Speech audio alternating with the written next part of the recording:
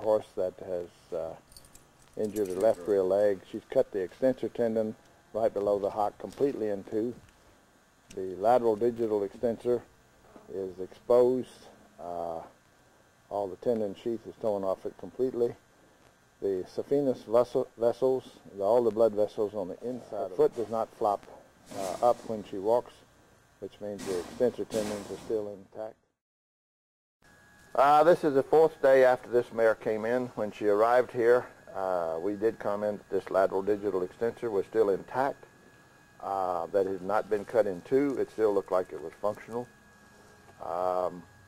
Now this thing has deteriorated and this tendon is no longer a functional tendon. We worked on other horses that have cut this tendon in two before. So other than the deterioration factor, which is a little confusing, it's to know whether that was really cut in two the other day or whether it is just, I'm going to assume that it was cut in two the other day and just hadn't detached itself. We did notice this mare come out of the barn a little bit walking different this morning than she had walked in earlier. I want to show her walking. The type of walking that she's doing is typical of these horses when that tendon first lets go, and then after a week or so they begin to walk sound. Okay, Bridget, go ahead. Okay, now go ahead and walk.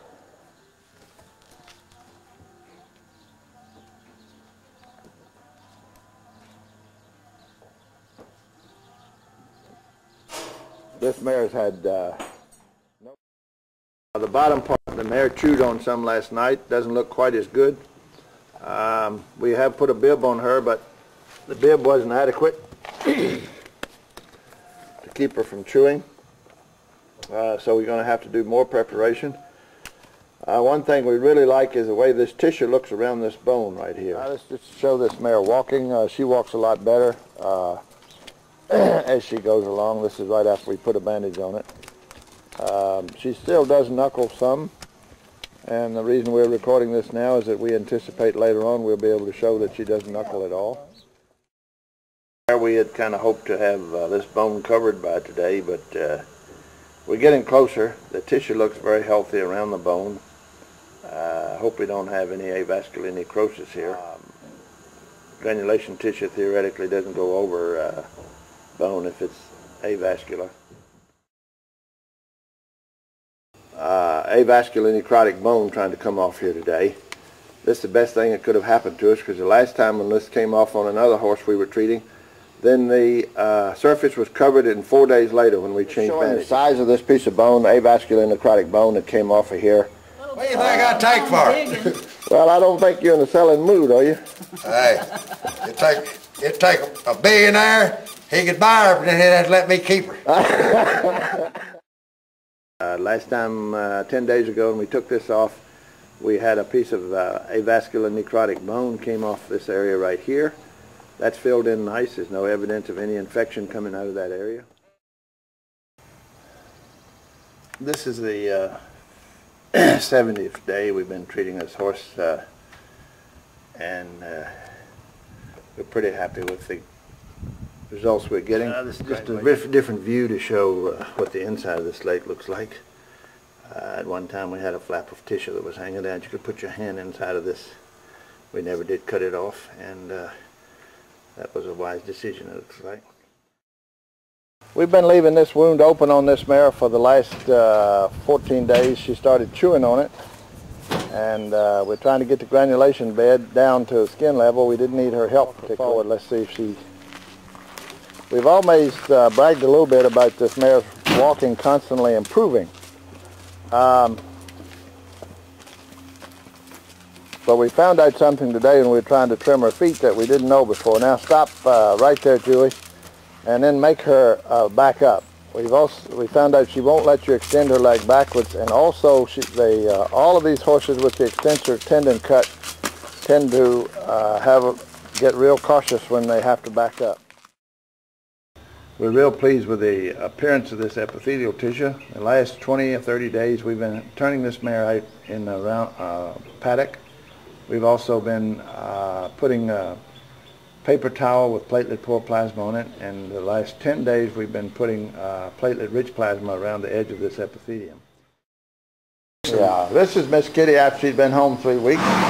She's been out in the pasture doing good. Finally appears to got a little hungry and start trying to chew on this leg a little bit. Wound still looks good. Looks like probably we're going to have to work with this thing through the summer. You can see the epithelialization up at the top there.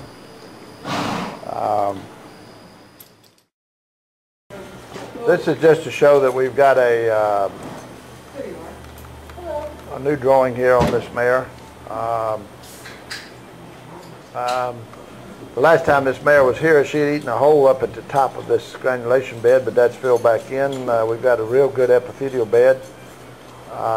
This tissue, this black tissue where the hair hadn't come in yet, has got a good consistency. Black line shows the original size of the wound, and then you can see that we've got dates on here. The 511 was how big it was at that time. The circle that we've come down to today is 816.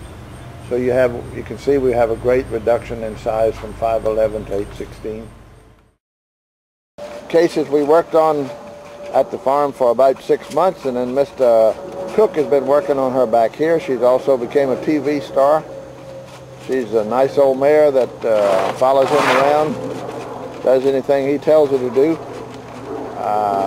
He's just groomed her, got her looking real sharp here.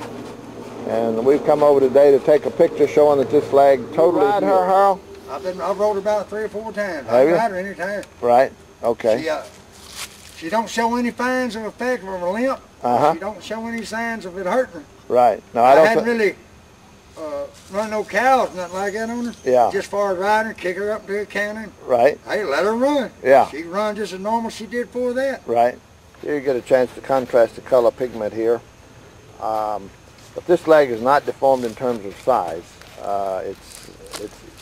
It's normal size as viewed from the side. There's no indentation there. And it's also from front to back it's normal size.